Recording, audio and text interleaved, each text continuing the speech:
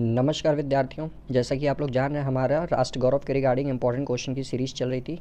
Wait a second, important question की हमारी series चल रही थी। ओके, राष्ट्र गौरव के रिगार्डिंग, जिसका एग्ज़ाम हमारा आगामी 17 अप्रैल को है, गोरखपुर यूनिवर्सिटी का। ओके, जैसा कि आप लोग जानते हैं 17 अप्रैल को राष्ट्र गौरव का एग्ज़ाम है। तो ये एग्ज़ाम देखिए बीए वालों को भी देना होता है, बीकॉम वालों को भी देना होता है और बीएससी वालों को भी देना होता है। दैट मीन्स सबको ये पास करना मैंडेटरी है। जब तक आप ये पास नहीं करेंगे आपका ग्रेजुएशन कंप्लीट नहीं होता है। ओके, जैसा कि आप लोगों को पता है। तो कल देखिए हमारी क्लास एक्चुअली मिस हो गई थी ड्यू टू सम रीज़न। तो आज हम लोग देखिए अपनी क्लास को कंटिन्यू करते हैं। तो आज देखिए मैं 30 क्वेश्चन लेकर आया हूँ जो प्रीवियस ईयर के क्वेश्चन थे इंपॉर्टेंट, और उससे संबंधित जो एक्स्ट्रा फैक्ट्स होंगे वो भी हम लोग डिस्कस करेंगे। ओके, तो जल्दी से जल्दी अपने दोस्तों के बीच में वीडियोज़ को शेयर कर दीजिए ताकि ज़्यादा से ज़्यादा लोग लाइव आ सकें और वीडियोज़ को अच्छे से देख सकें और पढ़ सकें। ओके सॉरी, और अभी तक चैनल को सब्सक्राइब नहीं किया तो जल्दी से जल्दी चैनल को भी आप लोग सब्सक्राइब कर लीजिए। ओके, तो चलिए अब हम लोग अपने वीडियोज़ को शुरू करते हैं। वीडियोज़ को स्किप मत करिएगा, पूरा देखिएगा, क्योंकि पूरे वीडियोज़ में मैं हर क्वेश्चन से रिलेटेड जो फैक्ट्स होंगे वो फैक्ट्स भी डिस्कस करता रहूँगा। ओके, तो चलिए क्वेश्चन की तरफ बढ़ते हैं हम लोग।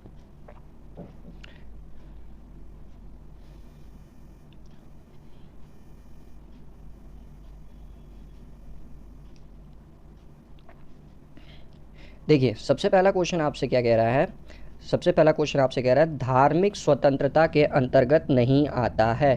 याद रखिएगा, सबसे पहला क्वेश्चन देखिए आपसे क्या कह रहा है, धार्मिक स्वतंत्रता के अंतर्गत नहीं आता है। सबसे पहला पॉइंट है आपका धर्म परिवर्तन हेतु दबाव, दूसरा है स्वेच्छा धर्म परिवर्तन, तीसरा है पूजा का अधिकार, या चौथा है पूजा स्थल के निर्माण का अधिकार। ओके, तो आई नो कितने बच्चे यहाँ पे ये आंसर नहीं कर पाएंगे क्योंकि उन लोगों को जो हमारे कॉन्स्टिट्यूशन से रिलेटेड फैक्ट्स हैं वो पता नहीं है। तो चलिए पहले उसको मैं आपको समझा देता हूँ। ओके, तो देखिए जो हमारा इंडियन कॉन्स्टिट्यूट है, तो इंडियन कॉन्स्टिट्यूट का जो भाग 3 है, याद रखिएगा जो भाग 3 है, वो भाग 3 जो होता है ना आपका मौलिक अधिकार से संबंधित है। यानी कि भारत में प्रत्येक नागरिक को 6 मौलिक अधिकार देखिए प्राप्त हैं। कितने मौलिक अधिकार हैं? 6 मौलिक अधिकार भारत में नागरिक को प्राप्त हैं, और वह मौलिक अधिकार क्या बोलते हैं, भारतीय संविधान के भाग 3 में वर्णित है। तो इसमें देखिए जो धार्मिक भाग 3 में एक्चुअली ये देखिए है, और जो इसका अनुच्छेद है, याद रखिएगा जो इसका अनुच्छेद है वो अनुच्छेद आपका 12 से लगाए 35 तक होता है। जो हमारा मौलिक अधिकार हम लोग को मिले हुए हैं 6 अधिकार, उसका जो उल्लेख है वो देखिए अनुच्छेद 12 से 35 तक में उल्लेखित है। ओके, और अब देखिए इसको हम लोग अलग अलग, तो अभी हम लोग फिलहाल सबकी बात ना करते हुए धार्मिक स्वतंत्रता की बात करते हैं। तो देखिए धार्मिक स्वतंत्रता के अधिकार की जब हम लोग बात करेंगे तो देखिए जो धार्मिक स्वतंत्रता का अधिकार है वो देखिए, इसको जानने से पहले आपको जो हमारा अनुच्छेद 25, अनुच्छेद 26, अनुच्छेद 27 और अनुच्छेद 28 में क्या वर्णित है वो जानना जरूरी है। ओके, अनुच्छेद 25, 26, 27 और 28 में क्या वर्णित है उसको जानना जरूरी है। तो चलिए सबसे पहले देखिए हम लोग बात करते हैं अनुच्छेद 25 की। एक सेकंड, मैं नया स्लाइड ले लेता हूँ।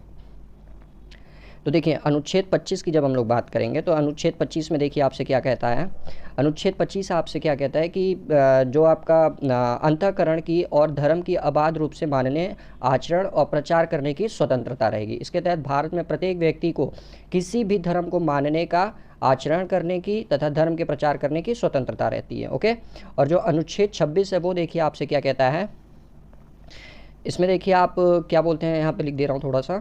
जो अनुच्छेद 25 है उसके अंतर्गत क्या है, आप किसी भी धर्म को मान सकते हैं, किसी भी धर्म को मान सकते हैं और उनका प्रचार कर सकते हैं, इसके लिए आप स्वतंत्र हैं। ओके, और फिर जब अनुच्छेद 26 की बात की जाएगी तो जो अनुच्छेद 26 होता है इसमें देखिए क्या होता है, किसी भी व्यक्ति को जैसे धार्मिक कार्यों के प्रबंध की स्वतंत्रता, कोई भी धार्मिक कार्य अगर आपको करना है तो उसके लिए आप स्वतंत्र हैं, कोई भी धार्मिक कार्य आप कर सकते हैं। ओके, और फिर स्वतंत्रता, कोई भी धार्मिक कार्य करने के लिए आप इंडिपेंडेंट हैं, स्वतंत्र हैं, आप इजली कर सकते हैं, आपको इसकी स्वतंत्रता दी गई है। ओके, ये तो था आपका अनुच्छेद 25 और 26। अब आते हैं अनुच्छेद 27 पे। तो अनुच्छेद 27 देखिए आपसे क्या कहता है, एक सेकेंड, ये सारे के सारे फैक्ट्स देखिए कहीं से भी एमसीक्यू पूछ सकता है, इसलिए सब बता रहा हूँ, तो कॉपी पेन लेकर बैठिएगा और सब में नोट कर लीजिएगा। अनुच्छेद 27 देखिए क्या कहता है, किसी विशिष्ट धर्म की अभिवृद्धि के लिए करों के संदाय में के बारे में स्वतंत्रता। दैट मीन्स किसी भी व्यक्ति को ऐसे कर देने के लिए बाध्य नहीं किया जा सकता है जो किसी विशिष्ट धर्म या धार्मिक संप्रदाय की अभिवृद्धि या पोषण में व्यय करने के लिए विनिर्दिष्ट रूप से विनियोजित किए जाते हैं। इसलिए देखिए मंदिरों पर कर नहीं लगता है, जो मंदिर की इनकम होती है उस पर टैक्स देने की ज़रूरत नहीं होती है। और अनुच्छेद 28 देखिए क्या कह रहा है, कुछ शिक्षा संस्थाओं में धार्मिक शिक्षा या धार्मिक उपासना में उपस्थिति होने के बारे में स्वतंत्रता, यानी कि राज्य विधि से पूर्णतः घोषित किसी शिक्षा संस्था में धार्मिक शिक्षा नहीं दी जाएगी, यानी कि शिक्षण संस्थाओं में धार्मिक शिक्षा नहीं दी जाएगी, याद रखिएगा। ऐसे शिक्षण संस्थान अपने विद्यार्थियों को किसी धार्मिक अनुष्ठान के में भाग लेने या किसी धर्मोपदेश को सुनने के लिए बाध्य नहीं कर सकते हैं। ओके, कोई भी व्यक्ति कोई भी शिक्षा ग्रहण कर सकता है, धार्मिक शिक्षा से लेना देना नहीं है। अगर वो व्यक्ति चाहे तो क्या बोलते हैं, जैसे हिंदू धर्म का है तो उसको बाध्य नहीं किया जा सकता है मुस्लिम धर्म की शिक्षा लेने के लिए। ओके, तो देखिए जो हमारा क्वेश्चन बनता था, एक सेकेंड क्वेश्चन की तरफ चलते हैं हम लोग। तो क्वेश्चन देखिए हमारा जो बनता था वो बोला धार्मिक स्वतंत्रता के अंतर्गत नहीं आता है। तो धार्मिक स्वतंत्रता के अंदर धर्म परिवर्तन हेतु दबाव के लिए नहीं किसी को फोर्स किया जा सकता है, यानी कि आप किसी का भी धर्म परिवर्तन दबाव से नहीं कर सकते हैं। ओके, तो चलिए नेक्स्ट क्वेश्चन की तरफ बढ़ते हैं हम लोग। नेक्स्ट क्वेश्चन देखिए हमारा आपसे क्या कह रहा है कि भारतीय संविधान के किस अनुच्छेद में धर्म, मूल वंश, जाति, लिंग, जन्म स्थान के आधार पर विभेद का प्रतिषेध किया गया है, यानी कि रोक लगाई गई है। तो देखिए सबसे पहला तो आपका अनुच्छेद 1 दिया है, तो इससे संबंधित कुछ नियम आपको बता देता हूँ, कुछ जानकारियाँ दे देता हूँ। तो देखिए इसमें कुछ फैक्ट्स हैं। सबसे पहला फैक्ट्स है आपका कि भारत, अनुच्छेद 1 में क्या कहा गया कि भारत अर्थात इंडिया राज्यों का संघ होगा। ओके, और दूसरा फैक्ट इसमें कहा गया कि राज्य और उनके राज्य क्षेत्र में वे होंगे जो पहली अनुसूची में विनिर्दिष्ट होंगे। ओके, और तीसरा पार्ट आपका कहता है कि राज्यों के राज्य क्षेत्र निर्धारित होंगे, पहली अनुसूची में विनिर्दिष्ट संघ राज्य क्षेत्र और ऐसे अन्य राज्य क्षेत्र जो अर्जित किए जाएं समाविष्ट होंगे। ओके, तो ये देखिए राज्यों से लेना देना है, जो नए राज्यों की बात करेगा और उनके क्षेत्रों से बात करेगा। सॉरी, इसमें राज्यों के क्षेत्रों की बात होगी। ओके, अब अनुच्छेद 13 की बात करें तो अनुच्छेद 13 में देखिए आपसे क्या कह रहा है। अनुच्छेद 13 देखिए आपसे कहता है न केवल भारतीय संविधान की सर्वोच्चता का दावा करता है अपितु न्यायिक समीक्षा के लिए प्रावधान करता है। संविधान के अनुच्छेद 13 का अर्थ और उसके दायरे देखिए निम्न रूप से समझाए जाते हैं आपको। तो सबसे पहले देखिए जो है कि अनुच्छेद 13 के माध्यम से ही ऐसे किसी कानून को बनाने से संसद और राज्य विधानसभाओं पर प्रतिबंध लगाता है जो नागरिकों की प्रदत्त मौलिक अधिकारों में कटौती करता है। यानी कि अनुच्छेद 13 देखिए उन नियम से संबंधित है जिसमें अगर भारतीय संसद या किसी राज्य की विधानसभा अगर ऐसे किसी कानून का निर्माण करती है जिससे कि भारतीय व्यक्ति के मौलिक अधिकार जो हैं उनका हरण हो, तो उनके रोक के संबंध में अनुच्छेद 13 पे चर्चा की गई है। ओके, अब अनुच्छेद 15 देख लेते हैं हम लोग। अनुच्छेद 15 में भी देखिए कुछ पॉइंट्स हमारे, तो अनुच्छेद 15 में देखिए क्या पॉइंट्स हैं। सबसे पहला पॉइंट है कि आर्टिकल 15 में देखिए बताया गया कि किसी भी राज्य में के नागरिक के साथ जाति, धर्म, लिंग, जन्म स्थान और वंश के आधार पर भेदभाव नहीं कर सकता है। यानी कि इसमें क्या बोलते हैं, अनुच्छेद 13 में ही कहा गया है कि कोई भी राज्य धर्म, मूल वंश या जाति, लिंग, जन्म स्थान के आधार पर भेदभाव नहीं करेगा। ओके, तो इसका जो आंसर देखिए बनेगा आपका वो बनेगा 15 वाला। ओके, तो देखिए मैंने आपको सारे आर्टिकल अच्छे समझा। अगर वीडियोस अच्छी लग रही है तो प्लीज़ लाइक जरूर करिए, और अगर बोरिंग लग रही है तो कमेंट करके बताइए भी, तो मैं डायरेक्ट बस आंसर से आंसर टिक करके आपको बता दूंगा। जो अंदर के ये फैक्ट्स हैं वो नहीं समझाऊंगा।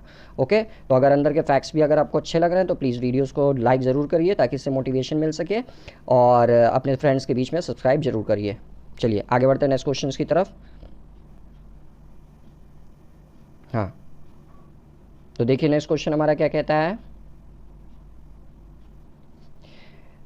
संयुक्त राष्ट्र संघ ने किस वर्ष को बाल अधिकारों का अंतर्राष्ट्रीय वर्ष घोषित किया गया। ओके, तो इसका आंसर देखिए एक्चुअली ये चारों नहीं है, ये आई थिंक मिसप्रिंट हुआ होगा या कुछ गलती हुई होगी। इसका आंसर है 1989। डायरेक्ट आपको फैक्ट्स ही बता दे रहा हूँ कि जो इसका आंसर होगा वो 1989 होगा। संयुक्त राष्ट्र संघ ने 1989 में बाल अधिकारों का अंतर्राष्ट्रीय वर्ष घोषित किया था। ओके, चलिए नेक्स्ट क्वेश्चन की तरफ हम लोग बढ़ते हैं।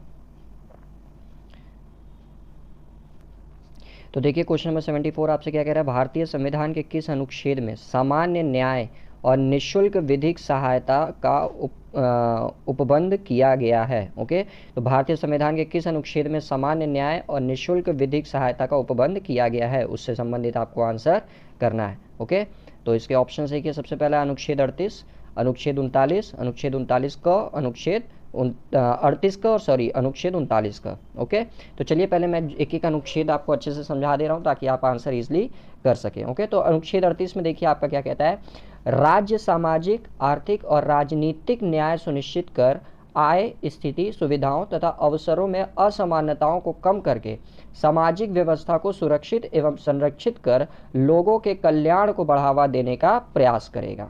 ठीक, सभी नागरिकों को आजीविका का पर्याप्त साधन अधिकार 38 में कहा गया है। ओके, तो चलिए अब अनुच्छेद 29 देख लेते हैं हम लोग, माफ करिएगा 29 नहीं 39 अनुच्छेद हम लोग देख लेते हैं। तो अनुच्छेद 39 देखिए क्या कहता है, श्रमिकों में पुरुष और महिलाओं के स्वास्थ्य और ताकत और बच्चों की कोमल उम्र का दुरुपयोग नहीं किया जाता है और नागरिकों को उनकी उम्र या ताकत के अनुपयुक्त व्यवसायों में प्रवेश करने के लिए आर्थिक आवश्यकताओं से मजबूर नहीं किया जा सकता। ओके, अब अनुच्छेद 38 का हम लोग देख लेते हैं फटाक से।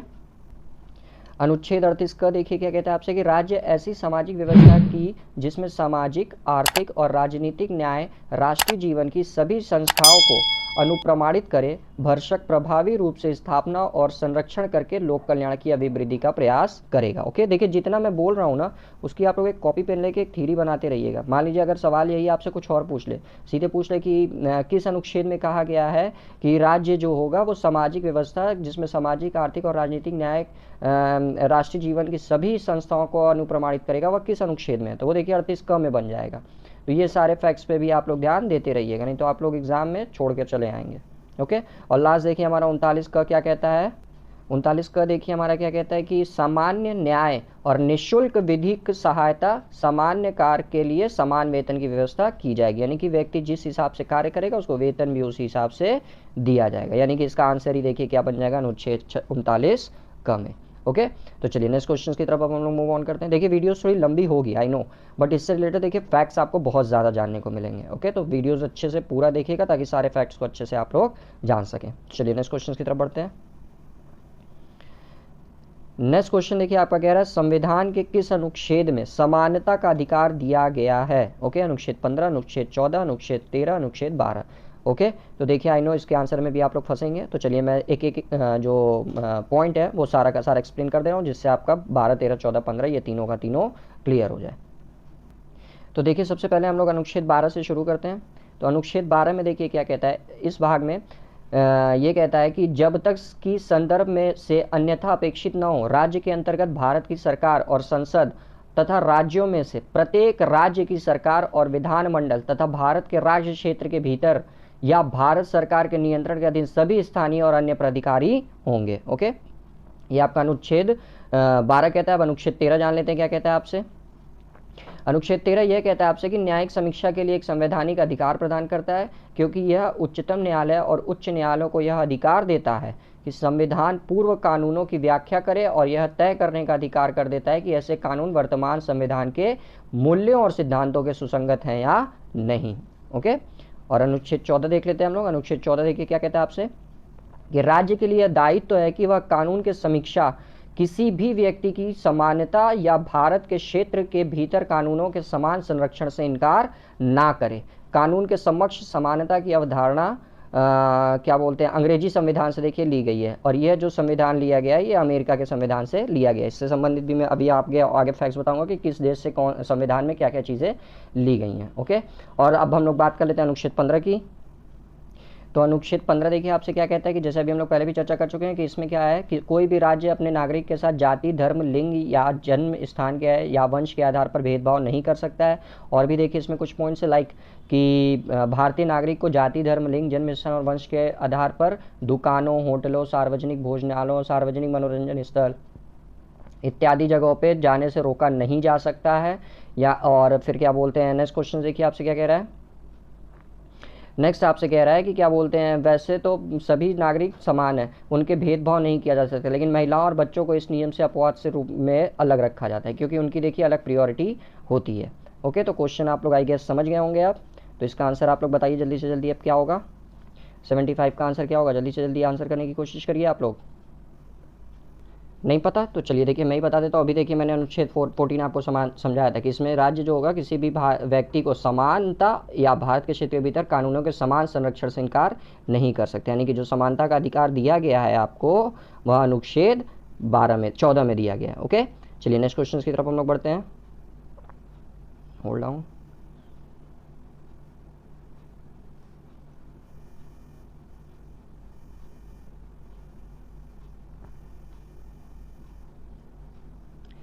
नेक्स्ट क्वेश्चन देखिए आपसे क्या कह रहा है कि मानव अधिकारों की सार्वभौम घोषणा की गई थी, कब की गई है? तो जल्दी से इसका आंसर करिए। 1947 में की गई है, या क्या बोलते हैं 1948 में की गई है, 1949 में की गई है, या 1950 में की गई है? जल्दी से इसकी आंसर देने की कोशिश करिए आप लोग कि जो आपका मानव अधिकार की सार्वभौम घोषणा की गई है, कब की गई है? Wait a second.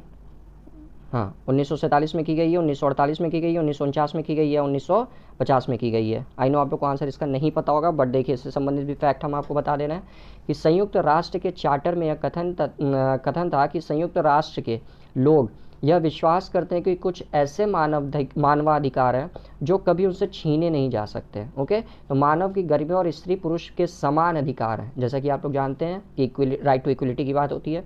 तो इस घोषणा के परिणाम स्वरूप संयुक्त राष्ट्र संघ बोले तो यूएनओ ने, यूनाइटेड नेशन ऑर्गेनाइजेशंस ने 10 दिसंबर, याद रखिएगा डेट, 10 दिसंबर 1948 को मानव अधिकार के सार्वभौम की घोषणा की थी। ओके, चलिए आगे बढ़ते हैं नेक्स्ट क्वेश्चन की तरफ।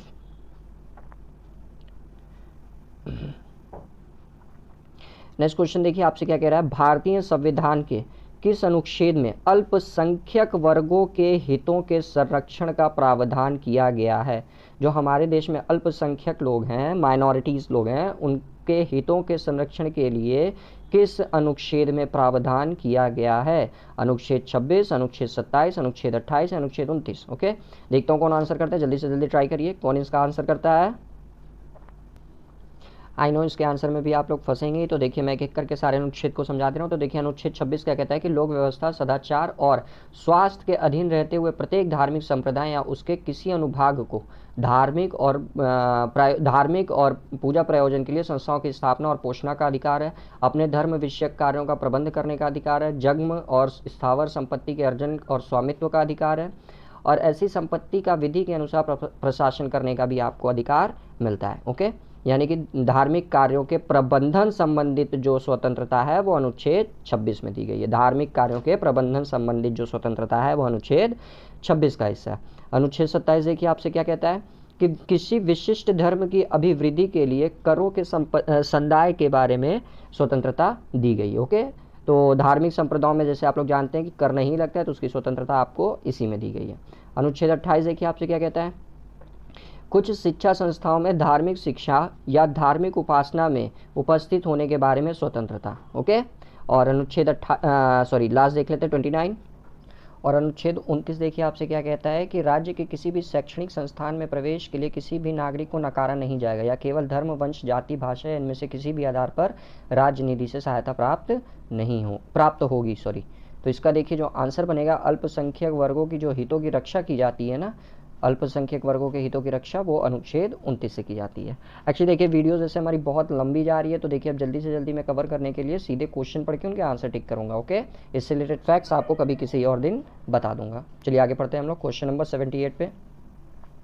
78 में देखिए आपसे क्या कह रहा है क्वेश्चन में कि भारतीय संविधान के अनुच्छेद में लोक नियोजन के विषय में अवसर की समानता का प्रावधान किया गया है। ओके, तो ये किस आर्टिकल में कहा गया है? आर्टिकल 15, आर्टिकल 16, आर्टिकल 17 या आर्टिकल 18। ओके, तो लोक नियोजन के विषय में देखिए जो आपका अवसर की समानता की बात कही गई है वो आपका आर्टिकल 16 में कही गई है। ओके, नेक्स्ट क्वेश्चन की तरफ देखिए बढ़ते हैं।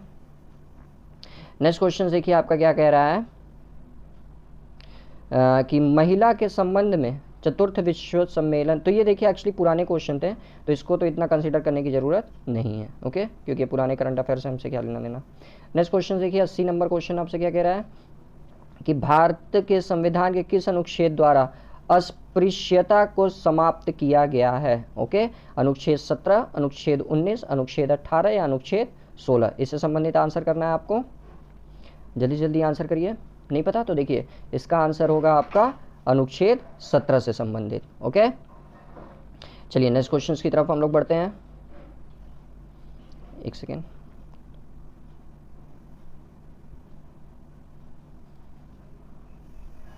नेक्स्ट क्वेश्चन देखिए आपसे क्या कह रहा है।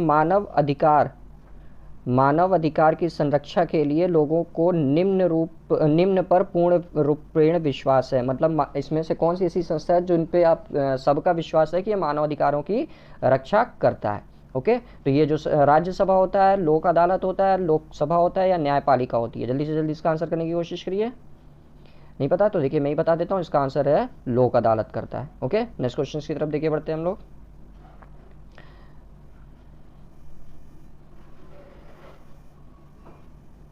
नेक्स्ट क्वेश्चन देखिए 82 क्वेश्चन आपसे क्या कह रहा है कि जीवन एवं व्यक्तिगत स्वतंत्रता का अधिकार दिया गया है संविधान के अनुच्छेद 21 में, 14 में, 19 में या 20 में?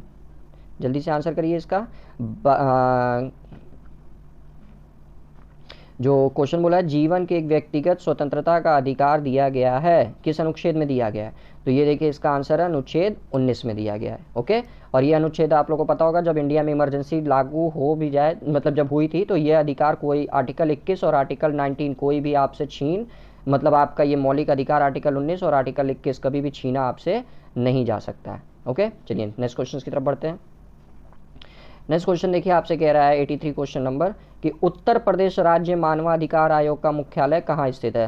इलाहाबाद में, वाराणसी में, लखनऊ में या गाजियाबाद में? इलाहाबाद का नया नाम क्या है? जल्दी से कमेंट करके आप लोग आंसर करिए। इलाहाबाद का नया नाम क्या है?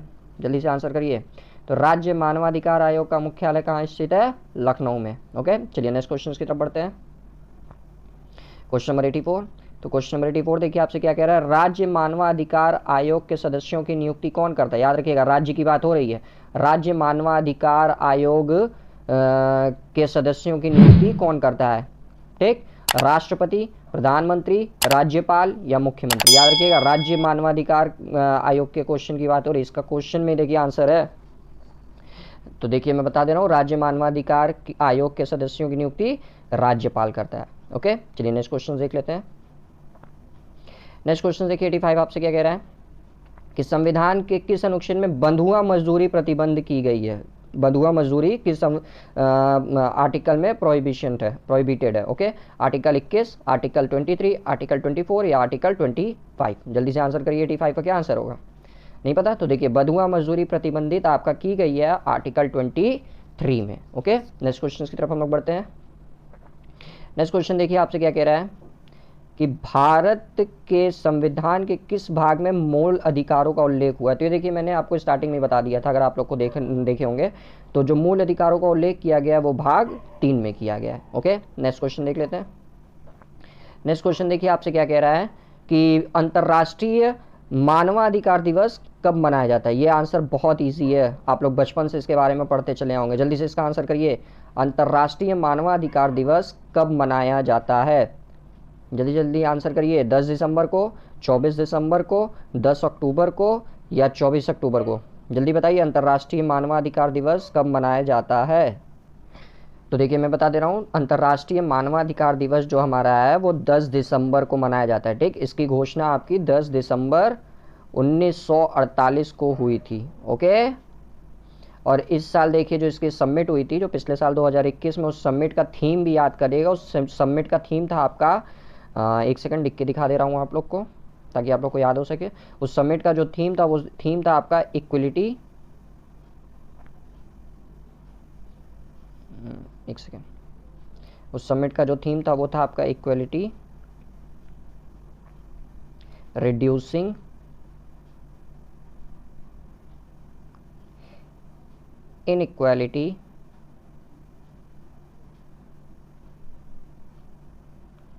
inequalities,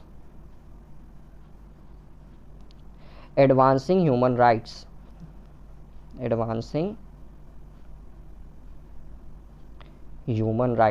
ये पिछले साल जो हमारा हुआ था समिट, उस समिट का थीम था। ओके, चलिए नेक्स्ट क्वेश्चन जल्दी देख लेते हैं फटाक से हम लोग। देखिए इसका था जो थीम थी, इक्वेलिटी, रिड्यूसिंग इन equalities, advancing human rights. Okay, next question की तरफ देखिए हम लोग फटाक से बढ़ते हैं। हाँ तो कहाँ गया, तो देखिए इसका आंसर है आपका 87 का अंतर्राष्ट्रीय मानवाधिकार दिवस 10 दिसंबर को मनाया जाता है। ओके, और इसकी घोषणा 1948 में की गई थी। नेक्स्ट क्वेश्चन देखिए आपका क्या कह रहा है। तो देखिए नेक्स्ट क्वेश्चन है आपका, मानव अधिकार की अवधारणा का मूल आधार क्या है? जल, प्रकृति, वायु या मानव? जल्दी आंसर करिए, इसका क्वेश्चन में ही आंसर है। मानव अधिकार की अवधारणा का मूल आधार क्या है? तो ऑब्वियसली मानव अधिकार की बात हो रही है तो इसका जो बेस होगा, आधार होगा, वो मानव ही तो होगा। तो इसका आंसर हो जाएगा डी। नेक्स्ट क्वेश्चन देख लेते हैं 89 देखिए, राष्ट्रीय मानवाधिकार आयोग के सदस्यों की नियुक्ति कौन करता है? याद रखिएगा, अब इस बार राष्ट्रीय बात हो रही है, ऊपर वाले क्वेश्चन में देखिए राज्य की बात हो रही थी, अब राष्ट्रीय बात हो रही है। ओके, तो राष्ट्रीय मानवाधिकार आयोग के सदस्यों की नियुक्ति कौन करता है? जल्दी से आंसर करिए इसका। राष्ट्रीय मानवाधिकार आयोग के सदस्यों की नियुक्ति कौन करता है? तो राष्ट्रीय मानवाधिकार आयोग के सदस्यों की नियुक्ति याद रखिएगा देश का राष्ट्रपति करता है। ओके, नेक्स्ट क्वेश्चन देख लेते हैं। नेक्स्ट क्वेश्चन देखिए आपसे क्या कह रहा है कि निम्नलिखित में से कौन से अधिकार तृतीय पीढ़ी के मानव अधिकार माने गए हैं? तो शांति का अधिकार, विकास का अधिकार, स्वस्थ पर्यावरण का अधिकार या उपयुक्त सभी? जल्दी आंसर करिए, इसका आंसर क्या होगा? तृतीय पीढ़ी के मानवाधिकार कौन से माने गए हैं? तो तृतीय पीढ़ी के मानवाधिकार ये सभी के सभी माने गए हैं, तो इसका आंसर बनेगा डी। ओके, नेक्स्ट क्वेश्चन देख लेते हैं हम लोग।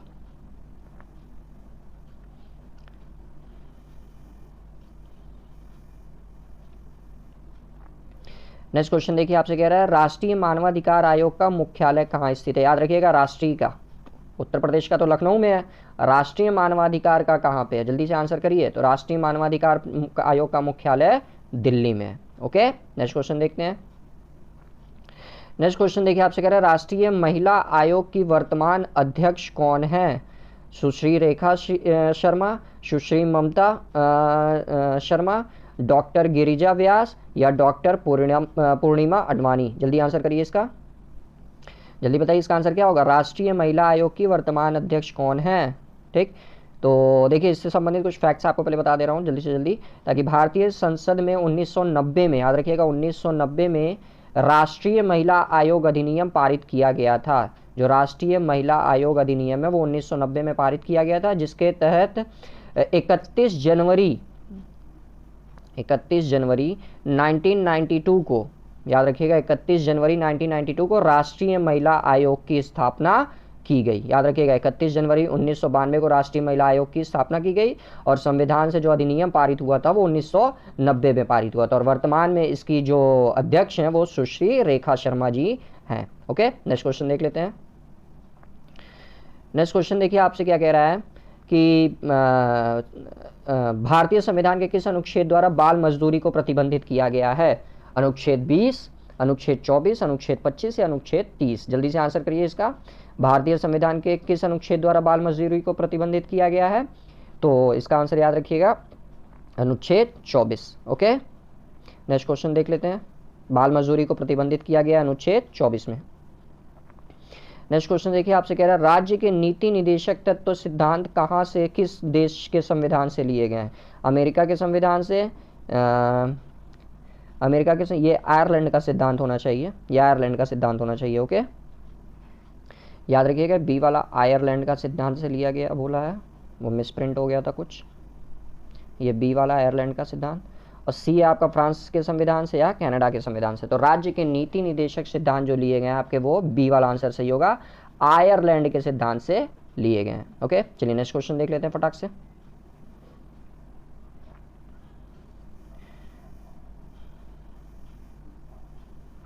नेक्स्ट क्वेश्चन देखिए आपसे क्या कह रहा है कि निम्न में से किसकी स्थापना मानवाधिकार संरक्षण कानून 1993 के तहत की गई थी? जल्दी से इसका आंसर करिए। निम्न में से किसकी स्थापना मानवाधिकार संरक्षण कानून 1993 के तहत की गई है? राष्ट्रीय अनुसूचित जाति आयोग, राष्ट्रीय मानवाधिकार आयोग, राष्ट्रीय अनुसूचित जनजाति आयोग या राष्ट्रीय महिला आयोग? जल्दी से इसका आंसर करिए। इसका क्वेश्चन में देखिए आंसर छुपा हुआ है, क्वेश्चन में इसका आंसर छुपा हुआ है। देखिए मानवाधिकार संरक्षण कानून की बात हो रही है, तो ऑब्वियसली किसका आंसर क्या बनेगा? राष्ट्रीय मानवाधिकार आयोग। ओके, नेक्स्ट क्वेश्चन की तरफ बढ़ते हैं। नेक्स्ट क्वेश्चन देखिए आपका क्या कह रहा है कि राष्ट्रीय मानवाधिकार आयोग के अध्यक्ष का कार्यकाल होता है 5 वर्ष या 62 वर्ष की उम्र तक, 5 वर्ष या 65 वर्ष की उम्र तक, 6 वर्ष या 65 वर्ष की उम्र तक, 5 वर्ष या 70 वर्ष की उम्र तक। जल्दी से जल्दी इसका आंसर करिए। जो राष्ट्रीय मानवाधिकार आयोग का अध्यक्ष होता है उसका कार्यकाल कितना होता है? तो उसका कार्यकाल देखिएगा 5 वर्ष या 62 वर्ष उम्र तक, दोनों में से जो पूरा हो जाए, दोनों में से जो सबसे पहले पूरा हो जाए, तो उतने टाइम पीरियड तक होता है। और हमारे देश के जो हाई कोर्ट के जज होते हैं उनका भी जो टाइम ड्यूरेशन होता है वो यही होता है। ओके, नेक्स्ट क्वेश्चन आते हैं।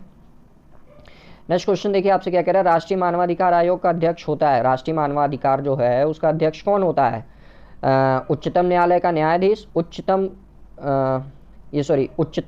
न्यायालय का न्यायाधीश होगा, या उच्चतम नहीं होगा, या उच्चतर न्यायालय का न्यायाधीश होगा। याद रखिएगा, उच्चतर यानी कि हाई कोर्ट, उच्चतर न्यायालय का न्यायाधीश, और फिर उच्चतम न्यायालय का अवकाश प्राप्त मुख्य न्यायाधीश, ये भी न्यायाधीश यहाँ होगा।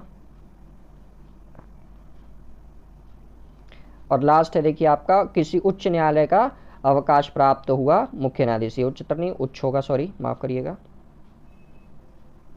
ये उच्च होगा। ठीक, तो इसका आंसर देखिए क्या बनता है। इसका आंसर जो आपका बनेगा वो बनेगा आपका किसी उच्चतम न्यायालय का अवकाश प्राप्त मुख्य न्यायाधीश जो होता है वही मानवाधिकार आयोग का अध्यक्ष होता है। ओके, नेक्स्ट क्वेश्चन देखते हैं फटाक से जल्दी हम लोग, क्योंकि ज़्यादा समय हो गया हम लोग का। क्वेश्चन देखिए आपसे क्या कह रहा है, भारत के राष्ट्रीय मानवाधिकार आयोग की स्थापना कब की गई थी? जल्दी से इसका आंसर करिए। भारत के राष्ट्रीय मानवाधिकार आयोग की स्थापना कब की गई थी? 1991, 1993, 1994 या 1995? जल्दी इसका आंसर करिए। भारत के राष्ट्रीय मानवाधिकार आयोग की स्थापना कब की गई थी? नहीं पता तो चलिए मैं बता देता हूँ इसका। भारत के राष्ट्रीय मानवाधिकार आयोग की जो स्थापना की गई थी वो 12 अक्टूबर 1993 को की गई थी। याद रखिएगा, 12 अक्टूबर 1993 को की गई थी। ओके, नेक्स्ट क्वेश्चन देख लेते हैं हम लोग। नेक्स्ट क्वेश्चन देखिए आपसे क्या कह रहा है। ये एक्चुअली देखिए इस क्वेश्चन में एक्चुअली मेरे को कोई डाउट है और दिक्कत है, इस क्वेश्चन का आंसर हमें समझ में नहीं आ रहा था, तो इसीलिए इस क्वेश्चन को स्किप कर दीजिए। लास्ट क्वेश्चन आज का हम लोग देख लेते हैं। लास्ट क्वेश्चन देखिए क्या कह रहा है, मानवाधिकार के सार्वभौम घोषणा पत्र में कितने अनुच्छेद वर्णित हैं? 15 अनुच्छेद वर्णित हैं, 20, 25 या 30? जल्दी से आंसर करिए इसका। नहीं पता तो देखिए मैं आंसर बता दे रहा हूँ, तो मानवाधिकार के सार्वभौम घोषणा पत्र में कुल 30 अनुच्छेद हैं। याद रखिएगा, कुल कितने अनुच्छेद हैं? 30 अनुच्छेद हैं। ओके, तो देखिए आज मैंने ये 30 क्वेश्चन आप लोग के लिए कराए जो प्रीवियस ईयर के क्वेश्चन में पूछे थे। देखिए वीडियो थोड़ी लेंदी थी, बड़ी थी, क्योंकि स्टार्टिंग में देखिए मैं डिफाइन करने लगा था एक टॉपिक को, इसलिए जल्दी से कवर करने के लिए फिर मैंने पॉइंट टू पॉइंट करना शुरू कर दिया। तो अगर वीडियोज़ अच्छी लग रही है तो प्लीज़ लाइक ज़रूर करिए, और चैनल पर नए हैं तो चैनल को प्लीज़ से जल्दी सब्सक्राइब करिए, अपने दोस्तों के बीच में ज़्यादा से ज़्यादा इसको शेयर करिए ताकि वो भी वीडियो से लाभान्वित हो सके। ओके, और वीडियोस कैसे लगती है कमेंट करके जरूर आंसर करा करिए आप लोग। Okay, thank you and good luck for your exam.